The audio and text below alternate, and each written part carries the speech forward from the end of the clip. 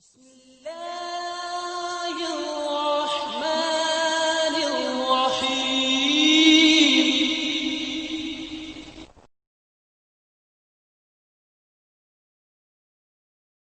رب اشرح لي صدري ويسر لي أمري واحلل عقدة من لساني يفقه قولي.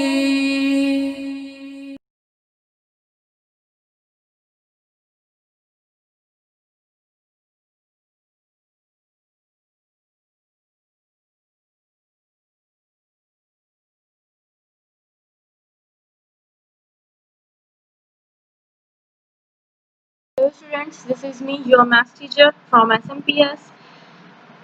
Today I will explain your maths topic for class 3. Before we start our topic, we show your new edition maths book. This is your new edition book.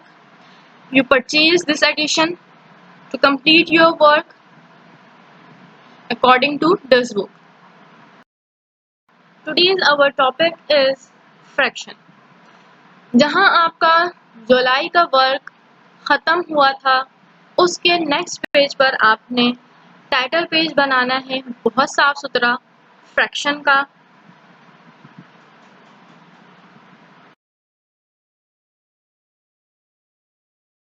सबसे पहले हमें ये समझने की ज़रूरत है कि फ्रैक्शन होता क्या है।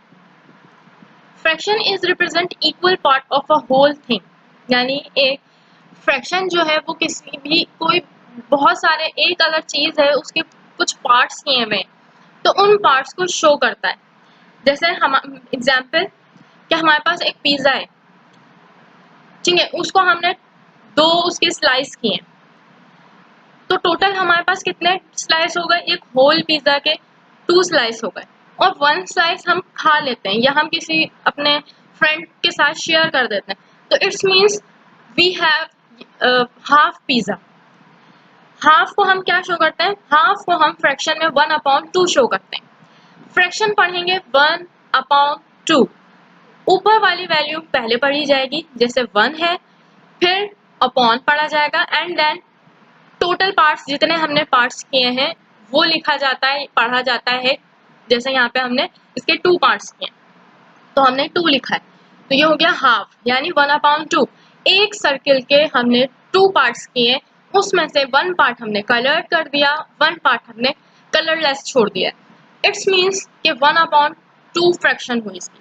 इसी तरीके से अगर हम एक कोई दूसरी चीज़ लें, एक हम वुड लॉग लें और उस लॉग के हम 4 पीसेस कर दें इक्वल, और 2 पीस जो है हम वो किसी कोई भी चीज़ या कोई बनाने के काम में ले लें 2 पीसेस को, तो वो क्या हो जाएगा?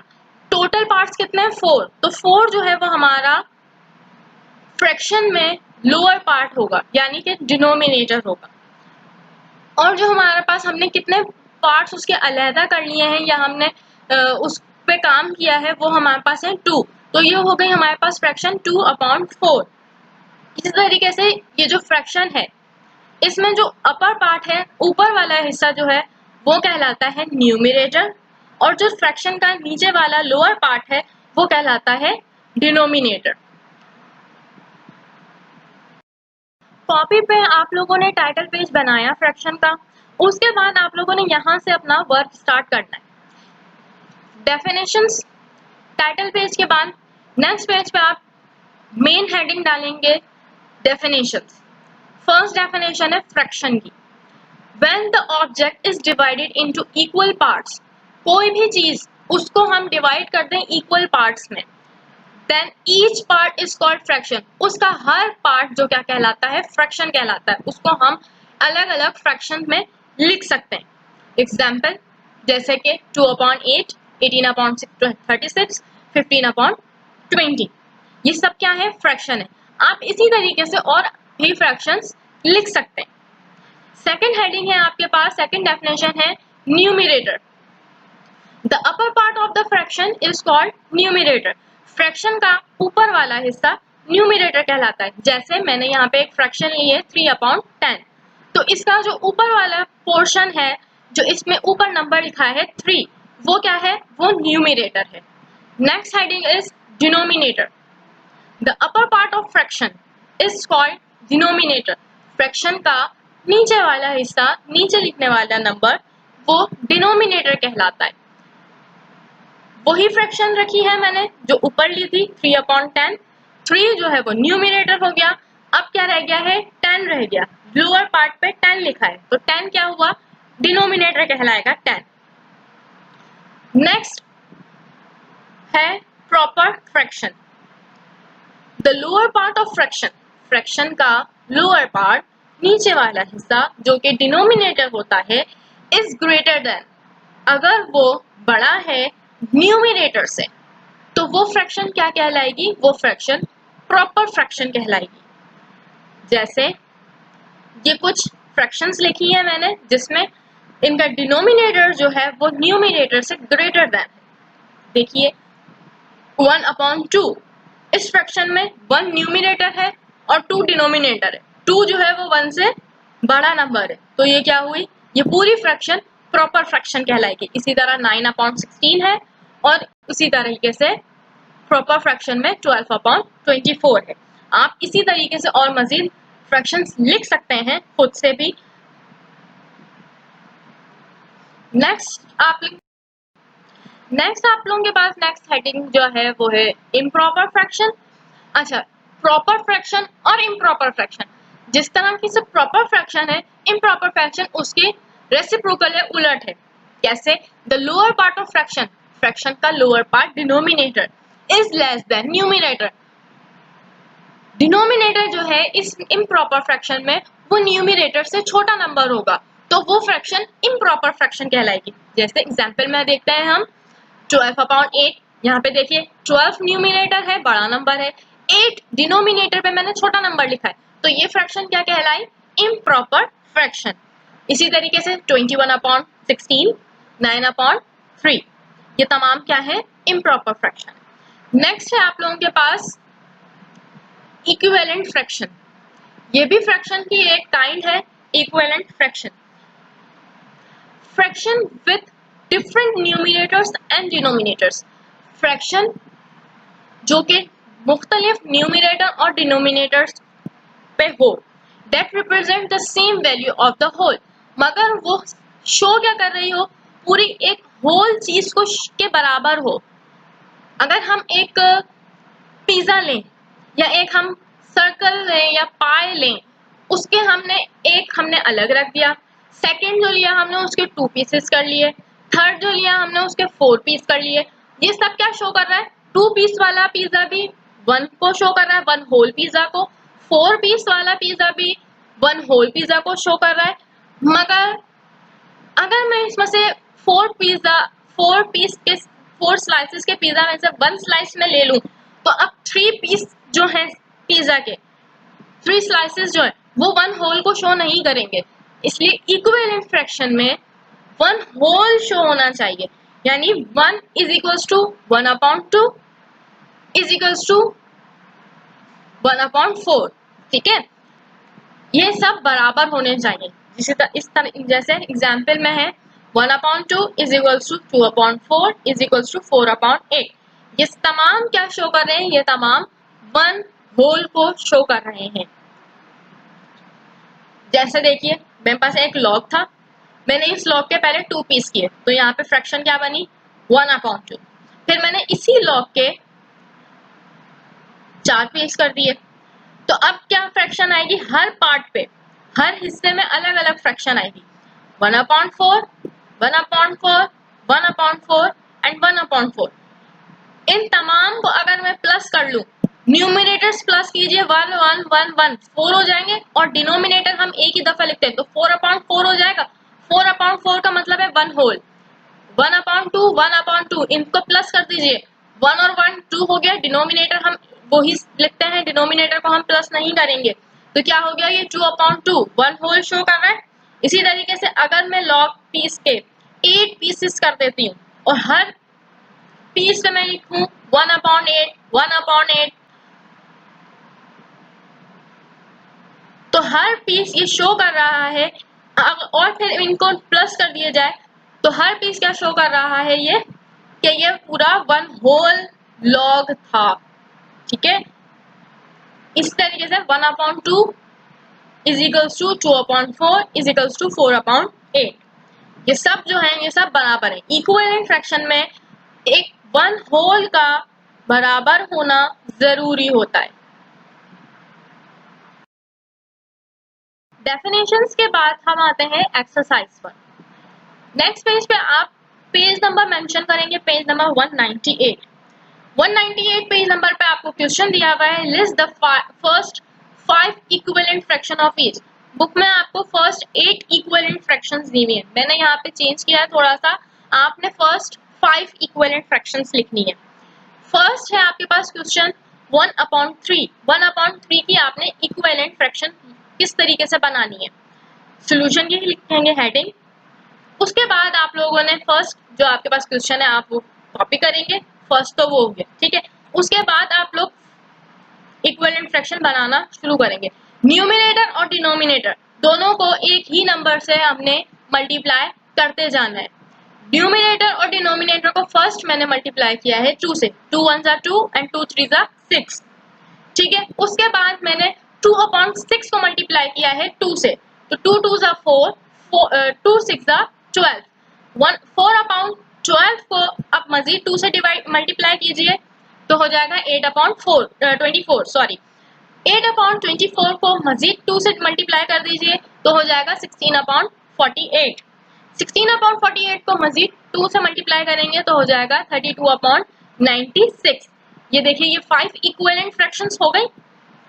यहाँ पे 5 इक्विवेलेंट फ्रैक्शंस के बाद आपने स्टॉप कर देना है, आपने मजीद इसको मल्टीप्लाई नहीं करना है। अच्छा, बुक में आपके पास एक ही क्वेश्चन था, वो मैंने आपको सॉल्व करके बता दिया। मैं यहाँ कुछ क्वेश्चन आपको दे रही हूँ, आपने ये खुद से अपनी कॉपी में करने हैं। क्वेश्चन नंबर बी है 3/4, इसके 5 इक्विवेलेंट फ्रैक्शन बनाएंगे। सी 1/2, डी 2/4। बिल्कुल इसी तरीके से जिस तरह मैंने बताया है क्वेश्चन ए पार्ट करके मैंने आपको बताया, इसी तरीके से आपने ये 3 भी अपनी कॉपी में करने हैं। नेक्स्ट क्वेश्चन आप लोगों का पेज नंबर 198 पर ही नेक्स्ट क्वेश्चन नेक्स्ट पेज से स्टार्ट करेंगे। क्वेश्चन है आप लोगों का question number 2, find the missing number. यहाँ पे आप लोगों को कुछ मिसिंग नंबर दिए हुए हैं, वो आपने मालूम करना है कि यहाँ पे कौन सा नंबर आना चाहिए। फर्स्ट है आपके पास 1/2 इज इक्वल्स टू -6। आपको एक फ्रैक्शन कंप्लीट दी हुई है, numerator and denominator both. Second fraction में आपके पास न्यूमरेटर मिसिंग है, आपको डिनोमिनेटर दिया गया है, तो हम न्यूमरेटर को किस तरीके से मालूम करेंगे ये हम अभी देखते हैं। आपने सॉल्यूशन लिखा, क्वेश्चन कॉपी करने के बाद सॉल्यूशन लिखने के बाद आप लोग फर्स्ट जिस तरह आपका क्वेश्चन दिया गया है आपने क्वेश्चन वैसे ही लिखना है। इसके बाद आप क्या करेंगे, जो आपके पास दोनों डिनोमिनेटर्स दिए गए हैं उसको आपने 2 का टेबल पढ़ेंगे इतना कि 6 आ जाए।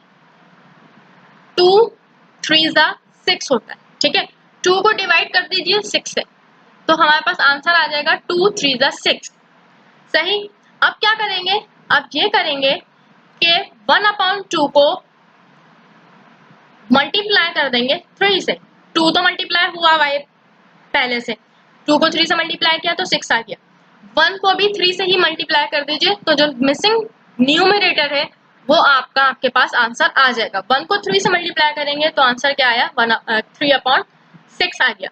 1 3 जा 3, तो मिसिंग नंबर हमारे पास क्या था 3 था। ये इक्विवेलेंट फ्रैक्शन है तो यहाँ पे फ्रैक्शन का बराबर होना जरूरी है। 1/3 इसको दोनों को हमने न्यूमरेटर और डिनोमिनेटर को हमने 3 से मल्टीप्लाई कर दिया तो हमारे पास इक्विवेलेंट फ्रैक्शन आ गए 1/2 की 3/6। 3/6 आपका आंसर हो गया। नेक्स्ट क्वेश्चन इसका देखते हैं। नेक्स्ट क्वेश्चन है हमारा -9 इज इक्वल्स टू 2/3। इसमें भी हमारे पास न्यूमरेटर मिसिंग है। सबसे पहले क्वेश्चन लिखा ब्लू कलर से, सॉल्यूशन लिखेंगे। सोल्यूशन लिखने के बाद आपके पास जो क्वेश्चन दिया गया है वो आप कॉपी करेंगे, dash upon 9 is equals to 2 upon 3। उसी तरीके से करेंगे, डिनोमिनेटर्स को डिवाइड कर देंगे। जहां डिनोमिनेटर आपके पास स्मॉल छोटा नंबर है, उस डिनोमिनेटर को से आप बड़े डिनोमिनेटर के नंबर को डिवाइड कर देंगे, यानी जो 3 है हमारे पास वो हमारा डिवाइजर है, और जो 9 है वो डिविडेंड है, उसको हम डिवाइड करेंगे। 3 को जब 3 को डिवाइड करेंगे 9 से, तो हमारे पास आंसर क्या आएगा, 3 3 ज़ा 9, 3 आ गया। तो अब जो 3 है उसको हम न्यूमिनेटर से मल्टीप्लाई कर देते हैं। जब हम 2 को 3 से मल्टीप्लाई करेंगे तो 2 3 ज़ा हमारे पास हो जाएगा 6। तो हमारे पास यहाँ जो मिसिंग न्यूमिनेटर था वो हो गया 6। इस तरह ये फ्रैक्शन कंप्लीट हो गई 6 अपॉन 9। तो ये हमारा आंसर हो गया। नेक्स्ट क्वेश्चन जो कि आपके बुक पेज नंबर 198 पर ही मौजूद है, question number 3, express each fraction in its simplest form. जो आपको फ्रैक्शंस दी गई हैं उनको आपने सिंपलेस्ट फॉर्म में लाना है, यानी कि अगर वो दोनों न्यूमिनेटर और डिनोमिनेटर किसी एक टेबल में आते हैं तो हम उसकी सिंपलेस्ट फॉर्म, यानी उसको हम मजीद मल्टीप्लाई या डिवाइड करके हम उसे तोड़ सकते हैं। तो हम उसको उन नंबर्स को हम छोटा करके लिख सकते हैं, तो हम उनको सिंपलेस्ट फॉर्म कहते हैं। जिस तरह से हमारे पास फर्स्ट क्वेश्चन है 3 अपॉन 9।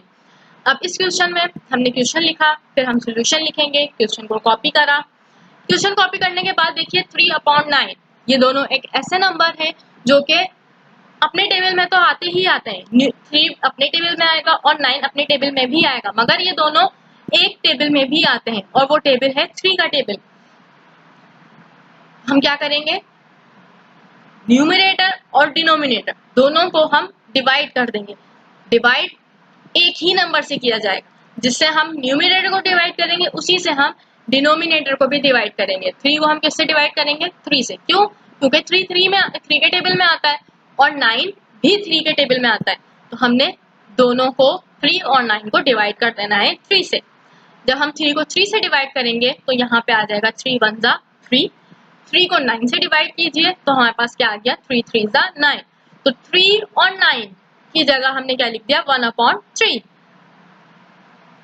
3 अपॉन 9 की सिंपलेस्ट फॉर्म क्या हो गई, 1 अपॉन 3। अब 1 अपॉन 3 दोनों ऐसे नंबर हैं जो सिर्फ अपने टेबल में आते हैं, बाकी किसी दूसरे टेबल में नहीं आएंगे। तो हमारे पास आंसर यही होगा। अगर यहाँ पे कोई ऐसा नंबर होता जो कि मजीद और डिवाइड हो जाता, वो मजीद और किसी टेबल में आता, तो हम इसे और डिवाइड करते हैं। मगर यहाँ पे ऐसे नंबर्स हैं जो कि किसी भी टेबल में अब नहीं आएंगे, किसी एक टेबल में दोनों नंबर्स नहीं आएंगे, तो हम इसको डिवाइड नहीं करेंगे।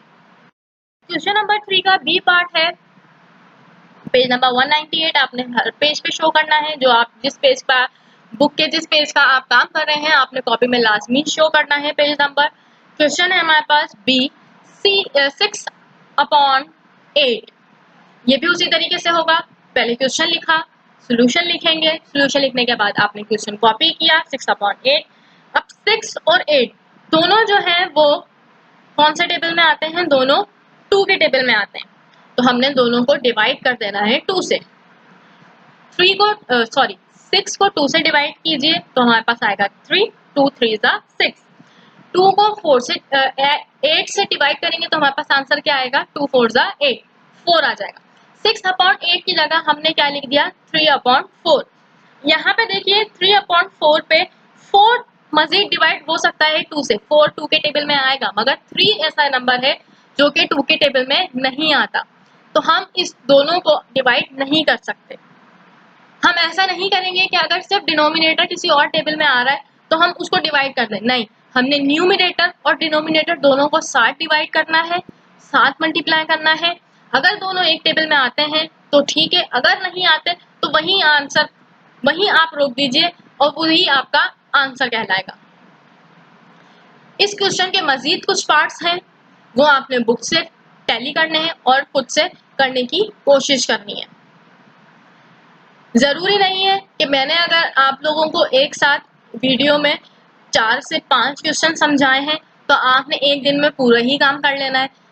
आपको जितना काम समझ में आए आप वो उतना ही काम कीजिए, कम काम कीजिए एक दिन में, मगर अच्छा काम कीजिए, समझ के काम कीजिए और राइटिंग का खास ख्याल रखिए।